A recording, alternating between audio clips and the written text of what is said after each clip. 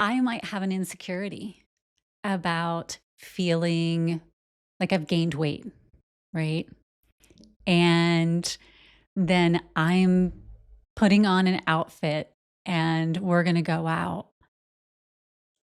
I look at myself and I'm like, man, I feel fat.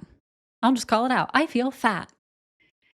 And then something happens and you're like, okay, well, unfortunately, I'm going to have to take a rain check on tonight. And I think, oh, he didn't like the way that I looked. So that's why he had to cancel tonight. The reason you canceled had nothing to do with the way that I looked, but I was already feeling insecure. So I project, oh, he canceled because he thought I looked fat too. And now he doesn't find me attractive anymore. He's going to he's going to leave me because he thinks that I am unattractive now. He no longer wants to be with me. He doesn't even want to go out on dates with me. He's ashamed to be seen with me. And then it spirals. So now I've gone from level 1 of the Dungeon of Doom to level 2 to level 3. And now I'm like all the way down in the cellar.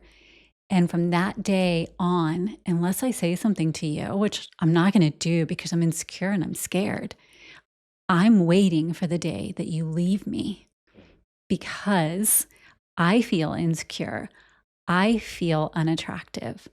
Then I'm going to start withdrawing from you because I'm concerned that you don't find me attractive anymore.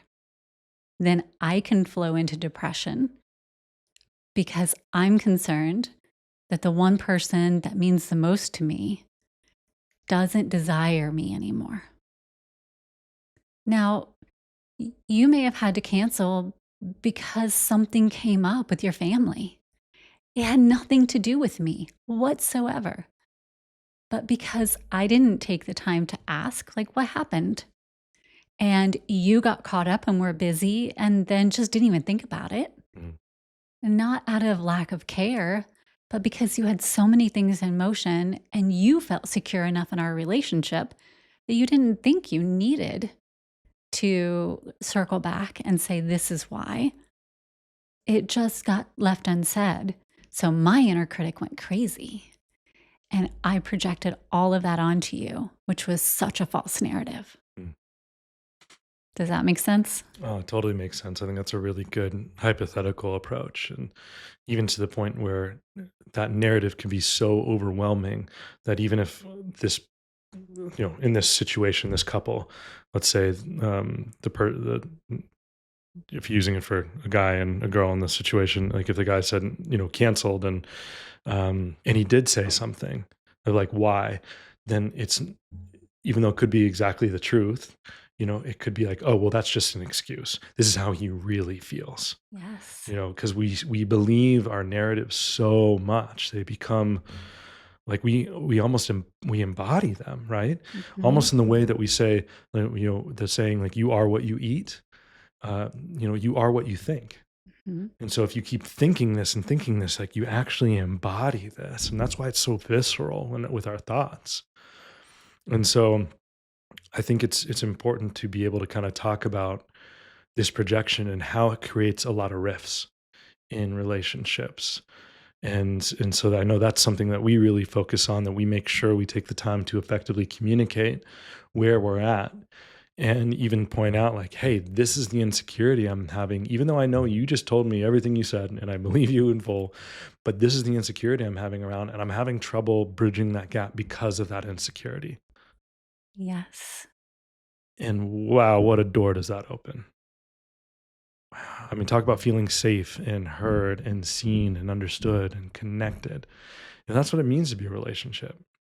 At least to me. I mean, that's what it means to be in a healthy, loving relationship, is to hold space, knowing that like if this was a situation and and I canceled, and you were having an insecurity, and even though I could have told you everything correct, that it's not a reflection on my ability to tell the truth either. Yes. Because that might be an insecurity for you. Correct? And that again is where our two inner critics could really scheme together Mhm. and break down our connection, because isolation is another superpower of the villain within us, right? The more that we're separated and isolated, the easier it is to direct our inner world.